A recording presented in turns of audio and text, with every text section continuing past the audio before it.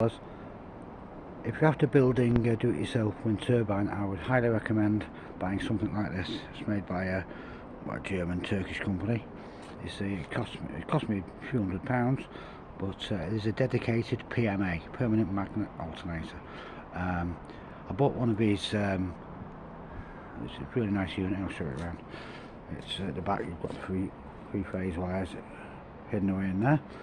So it's got the maker's name written all over it. I'm quite proud of it, obviously. So I'm very impressed with the quality, to be honest. I bought one of these baby wind turbines called a Vivo.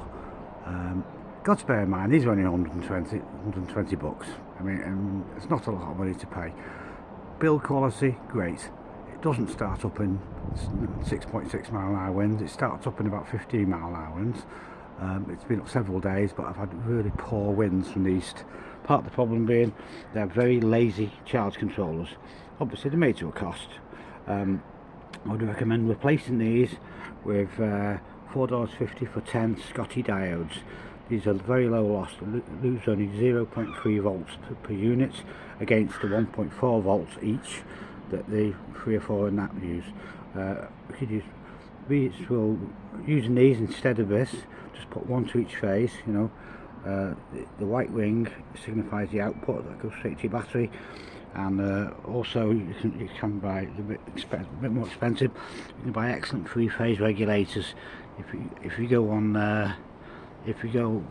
use that quack browser, you can get them for £5, $6 for two. Not £20 for one. $6 for two. And these Scotty diodes using quack browser are only like 40 cents each. I got 10 of them for $4.50. But really pleased with this. I need to get some more steel in and what have you, and I'm going to build something really effective. Most of you guys won't know, but I used to have a website where I used to build and sell 1 to 3 kilowatt wind turbines and very effective blade sets. That's another thing with this as well. The blades are okay, you know, they're a copy of a copy of a copy, but I could make far better. I will be making far better in the future.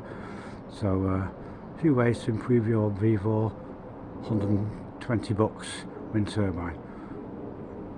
Throw the cheapo BS charge controller in the bin. Use a 3-phase rectifier, or preferably Scotty diodes. They're cheaper. You only need 3, 1 per phase. See where the solder is? You lead the 3 phases in there, and the other end with the white ring is the output. It's 15 volt output. It also takes off the auto brake, which these basically switch the damn thing off at 33 miles an hour, thereby losing most of the high wind capabilities. But without the auto brake, they can actually make like 7, 8, 9 amps, which is pretty darn good for a $120 job.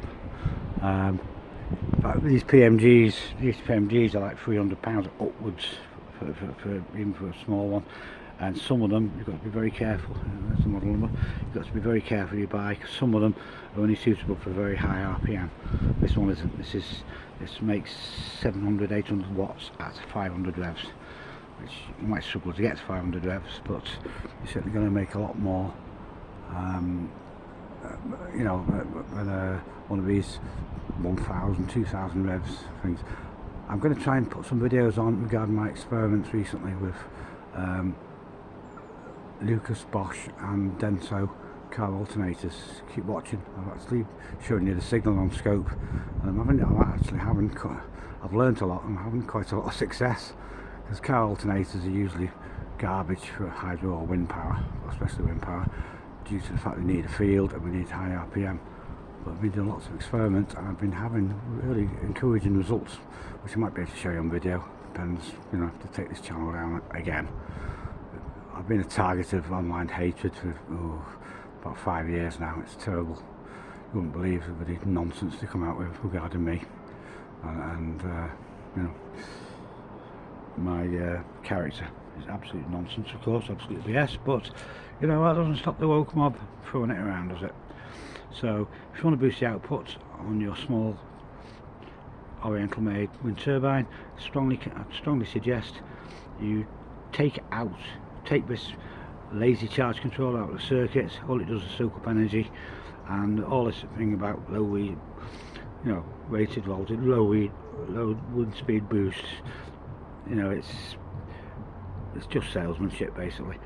But despite the fact that I've had no wind for a few days since this was put up, I would recommend them. The blades are very solid. The PMG, other guys have showed us inside, it's proper little copper wound PMG. And what do you want for 120 bucks?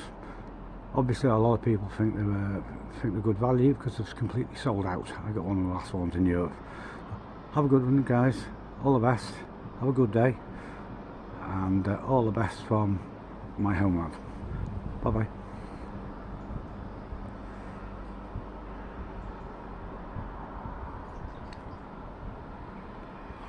Let me switch it off. Stupid thing.